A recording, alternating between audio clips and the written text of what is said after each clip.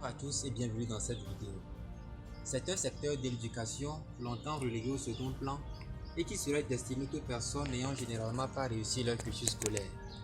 Il est aujourd'hui également embrassé par nombre de diplômés désabusés après de longues années de chômage.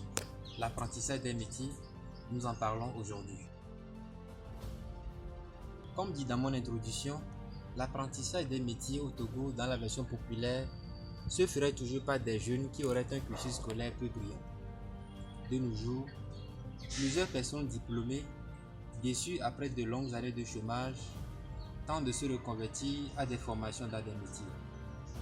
L'apprentissage, souvent, s'effectue auprès des particuliers, c'est-à-dire les patrons, de quelques lycées techniques et professionnels mis en place par l'État et récemment des centres de formation privés qui émergent. Pour répondre à cette question, il faut déceler ce qui décourage les jeunes à choisir ce domaine d'instruction. Nous pouvons citer, primo, les stéréotypes qui entourent le secteur de l'apprentissage. Communément, l'on affirme que ceux qui apprennent les métiers seraient les moins intelligents. Secondo, la dictature de la plupart des patrons. En effet, les méthodes de formation violentes qu'appliquent les formateurs vis-à-vis de leurs apprenants font confiner l'apprentissage à de l'esclavage.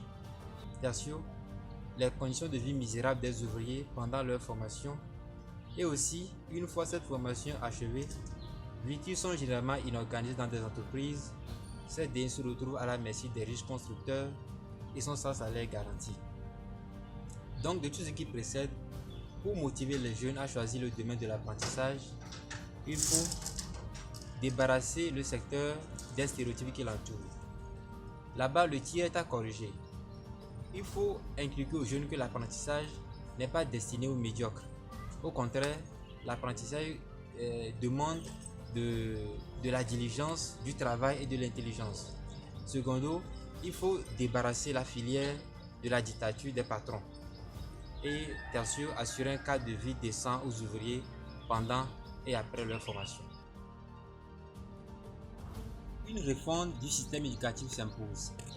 Il faut vulgariser les séries techniques et industrielles et mettre en place des baccalauréats dans des filières comme la maçonnerie, la couture, la menuiserie, etc. Il faut également élaborer des manuels scolaires où les élèves, dès leur bas âge, verront l'utilité de certaines disciplines comme les mathématiques, la physique, la chimie, dans des domaines pratiques comme la maçonnerie, la couture, la chaudronnerie, etc. Pour développer et moderniser le secteur de l'apprentissage au Togo, nous suggérons à l'État d'encadrer rigoureusement le secteur de l'apprentissage et de mettre en place massivement des séries techniques et industrielles. L'État doit également étoffer ses centres de formation de matériel technique et pratique. L'État doit également procéder à la formation des formateurs, c'est-à-dire les patrons, pour les aider à se débarrasser de leurs méthodes féodales.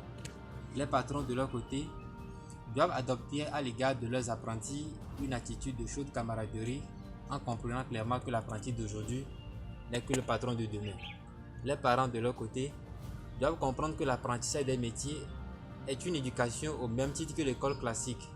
Ils doivent donc soutenir leurs enfants qui ont opté pour l'apprentissage comme ceux qui ont choisi l'école classique.